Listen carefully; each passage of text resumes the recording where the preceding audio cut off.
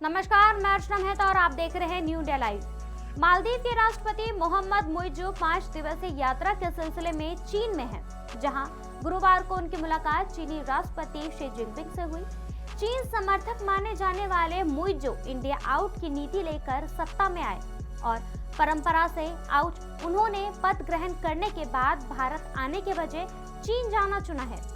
मुइज़्ज़ू की चीन यात्रा की चर्चा भारत में खूब हो रही है, जिसे लेकर चीन के सरकारी अखबार ग्लोबल टाइम्स ने एक प्रोपेगेंडा से भरा और कटाक्ष भरी रिपोर्ट छापी है। ग्लोबल टाइम्स ने कहा है कि क्षेत्रीय सहयोग को भारत अपने नुकसान के रूप में देख रहा है, जो कि उसके हित में नहीं है। ग्लोबल टाइम्स ने अपनी रिपोर्ट में लिखा है, मालदीव के राष्ट्रपति मोहम्मद मुइज़्ज़ू की इस सप्ताह चल रही चीन की राजकीय यात्रा अंतर्राष्ट्रीय चर्चा का केंद्र बन गया है, खासकर भारतीय जनता के बीच। मुइज़्ज़ू ने अपने चीन दौरे में कहा है कि उनका इरादा चीन के साथ आर्थिक, व्यापार, पर्यटन, निवेश और सांस्कृतिक सहयोग को बढ़ावा देना है। इस दौरान उन्होंने चीनी राष्ट्रपति शी जिनपिंग के महत्वाकांक्षी project belt and road initiative की तरफ की और कहा कि मालदीव BRI के तहत चीन के साथ अपने सहयोग को बढ़ावा देना चाहता है। मंगलवार को मुइज़्ज़ू ने यह भी कहा है कि चीन उसके देश के सबसे करीबी विकास साझेदार में से एक है।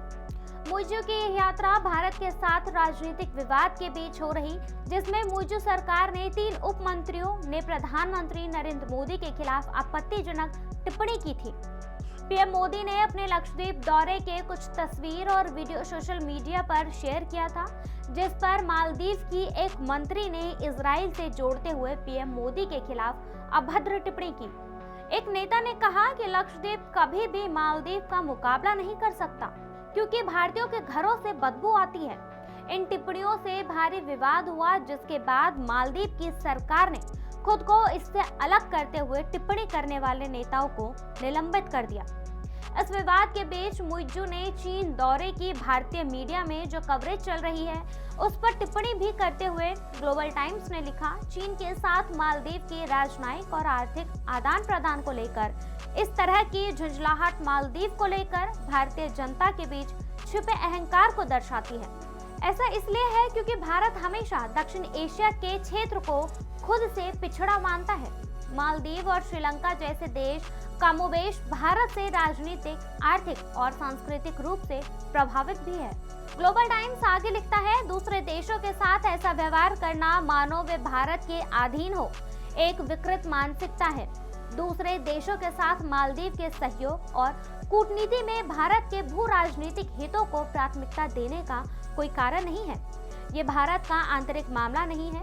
ये स्वतंत्र संप्रभु देश के रूप में मालदीव को अपनी जरूरतों को ध्यान में रखते हुए अन्य देशों के साथ सहयोग करने का अधिकार है, खासकर उन देशों के साथ जो आर्थिक विकास के अवसर प्रदान कर सकते हैं, और चीन स्पष्ट रूप से अच्छे विकल्पों में से एक है।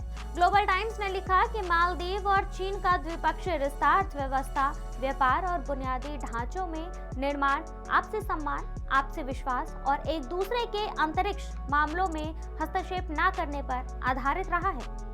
ग्लोबल टाइम्स आगे कहता है कि मालदीव की अपनी अर्थव्यवस्था को विकसित करने, पर्यटन या अन्य उद्योगों को बढ़ावा देने और अपने जीवन स्तर को बढ़ाने की इच्छा किसी के साथ धोखा नहीं है, बल्कि एक तथ्य है जिसका पूरी तरह से सम्मान किया जाना चाहिए। चीन के साथ किसी विशिष्ट तरह का सहयोग नहीं है और इसका भारत के साथ संबंधों पर कोई प्रभाव नहीं पड़ता। ग्लोबल टाइम्स ने अपनी रिपोर्ट में अंत में भारत को एक सलाह भी दे डाली और चीन ने अखबार लिखा है कि भारत को चीन के साथ क्षेत्रीय देशों के सहयोग के बारे में अधिक खुले विचार रखना चाहिए। खैर, ग्लोबल टाइम्स के स्टिकर टिप्पणी पर आपका क्या कहना है, कमेंट करके जरूर बताएं। तब तक के लिए देखते रहिए न्यू इंडिया लाइव।